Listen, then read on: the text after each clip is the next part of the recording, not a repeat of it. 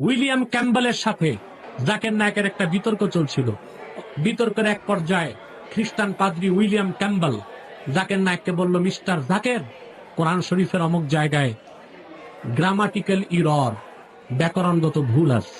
নজবিল্লাহ বলে।